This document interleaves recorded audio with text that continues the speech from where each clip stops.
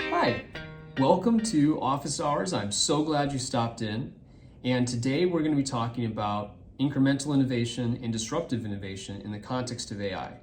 This is something that's very meaningful for organizations to understand in the context of their mission. Why? Because it's essentially how your business stays in business. So let's dig in. What is incremental innovation and what's disruptive innovation anyway? So incremental innovation, let's start there. Incremental innovation is where you take your existing things that you do as a business and you make them better.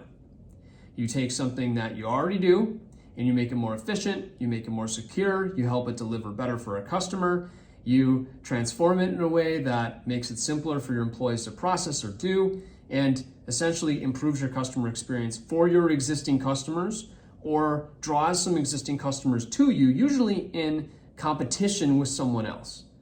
Disruptive innovation, on the other hand, takes your existing business and overturns it by doing something better than what your business does today. Maybe it's a different business model of how you're going to market, or perhaps it's even a different distribution mechanism, a different way of buying, maybe a different connected modular solution that makes your current product irrelevant in the market. And it's the long-term strategic things that a business owner or business runner needs to think about. So if I'm delivering professional services, for example, and I start delivering professional services that are no longer relevant professional services, then I'm going to be in a position where I'm not successful in the market. In the same way with companies that are building a product and trying to execute on their mission. So the first thing I want you to think about in the context of both of these is, what is the mission of your organization? Why are you in business? What are you intending to do? And I'm going to use an example here as a mission, as a kind of way for you to think about this. So let's use an example everybody has experienced. So think about entertainment, okay? And we're going to use a really familiar Blockbuster Netflix example. Think about yourselves as Blockbuster. Incremental innovation is the drop-off slot. Like, I can take the movie, I rewound it, I put it in the drop-off slot. I don't have to go into the store to drop it off, right? Incremental innovation. I now have a drop-off slot, takes me less time. Another incremental innovation might be that, like a savings card or some sort of way for me to get to find the movies in the store, or to not have to rewind them, right? Like, remember Be Kind Rewind? Like, I don't have to rewind them anymore. I bring them into the store, right? All these things were sort of incremental innovations on something that you were already getting. I wanted movies. I went to pick up those movies, and I got them and I brought them home, right? Well, why didn't Blockbuster create the Netflix? We all know that they had a offer to even buy Netflix, as well as they had these internal sort of development efforts to create a subscription product. The reason why is because they were making money and they were being successful. And the hardest organization to disrupt is yourself. So let's contrast that with Netflix. Netflix represents a disruptive innovation in that particular market. When Netflix first came out, they shipped movies to you. You ship one movie or two movies. I remember signing up for this. You have to pick between like one or two or three movies, and in a sense, it was not as feature rich as going to the store, right? You had to plan in advance. That's a lack of a feature. The immediacy of being able to get a movie was a lack of a feature. The fact that I could only have a certain number at the same time. I could have more movies from the store than I could at home. Maybe perhaps lack of selection was the limiting factor. I had to have a limiting number of movies or a limiting number of selection that they could actually ship to me. So why did I want Netflix in the first place? Because it represented a disruption that required less of me to be able to use, right? This idea of never having to actually get out of the house and go to get movies represented a convenience for people that was irresistible. And to an extent, like a Blockbuster might be like, well, wait, like, our assumption is that they always wanted to get these movies quickly and on demand and be able to stop by the store and get them. But in reality, the thing people liked the least was actually having to go to the store in the first place. So the incremental adjustments to make that easier were not winning, because what Netflix did is it entered in lower in the capability chain, had less features, it had less capabilities, took more time even, but because it addressed that very immediate entry need, it was able to disrupt the behemoth at the time, which was Blockbuster. Now, you continue to iterate on that. What did Netflix have to do? Netflix actually disrupted itself. Think about the idea that it had to move incrementally to streaming services. Streaming services was a disruption of an existing value chain. Getting CDs and getting DVD services being replaced now by a streaming service, which was a different mode of consumption, moving to a subscription, a different vehicle for getting those movies. That was another disruption that they ended up having to go through. Third disruption that Netflix self-disrupted was that they moved away from movies itself. Remember when like Netflix was like movies, right? And then you went from movies to like streaming movies, and it had like unlimited streaming movies of what you wanted. What happened? They moved from being simply a content distributor to being now a content purveyor. They created the content, they delivered the content. It is their content. It's not like content that they bought from some movie and sold to you. In some cases it is, but like it's not like they're the movie catalog for all movies, right? They're like specific content that you can only get at Netflix.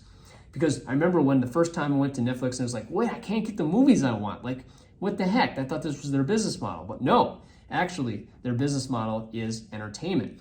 And to be able to deliver the best value, get the most profit essentially, and also to create attachment to them, they became a content organization.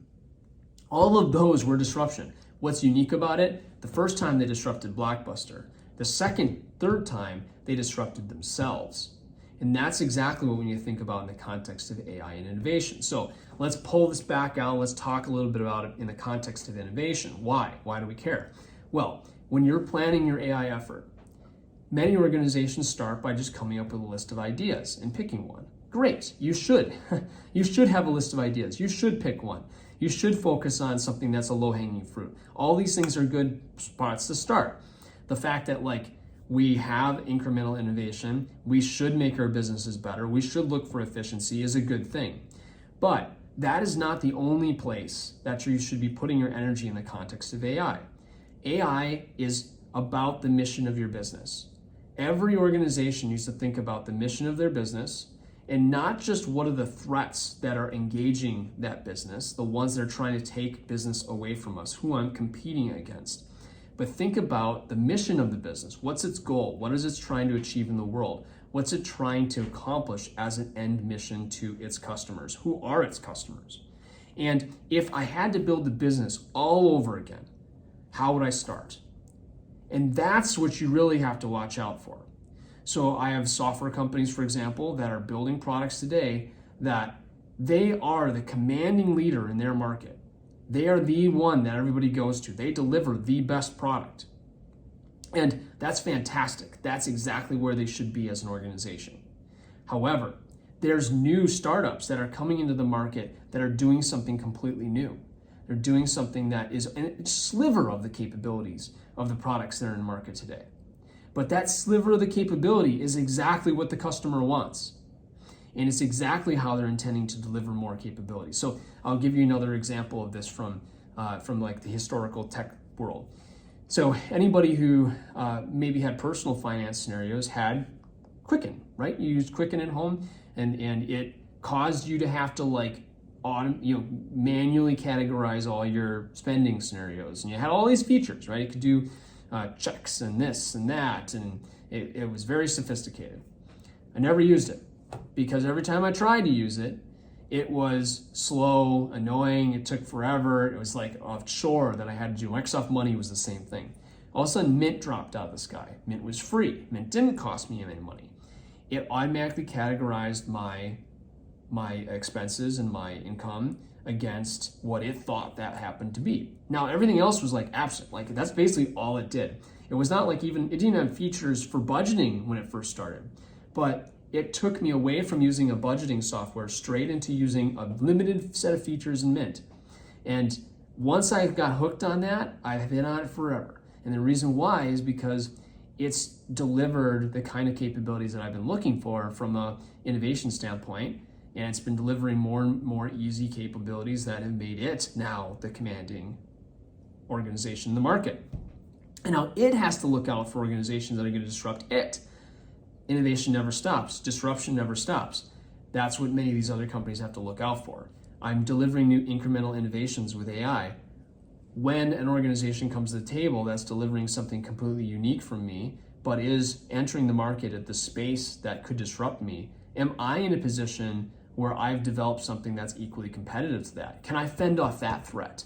Usually it's too late. By the time you have built that response to that threat, the other organization has gained a foothold and is in a position where it can start to command the innovative space within the market. And sometimes you're stuck with the dead weight of what you had before.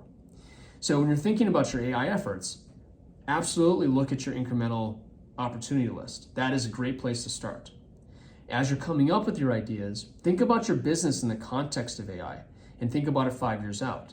That's where you start to think about and create your moonshot ideas, which is where you represent a set of your investment to go after that target.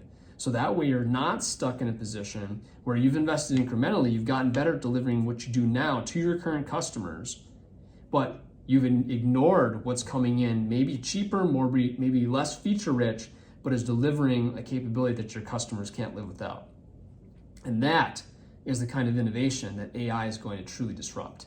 It's coming after the small little things that we do every day in each of these markets, where it makes us more capable of delivering and working with each of our customers.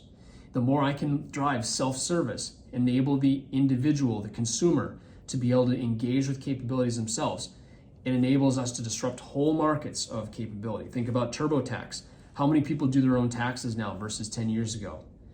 Oodles, tons, right? Because it's become easy.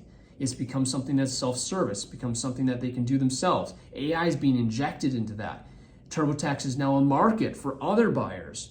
What happens if that enables even more capability for me? More are gonna get onboarded into it. Right now you can say like, well, nobody would ever disrupt small business taxes. They're just gonna disrupt the incremental, individual human, like personal taxes. No, well, hold on. Like there's now going to be more small business taxes, other capabilities coming to these platforms. So just think about your market, think about it in the context of AI and say, if I started this business from the ground up, what would I do?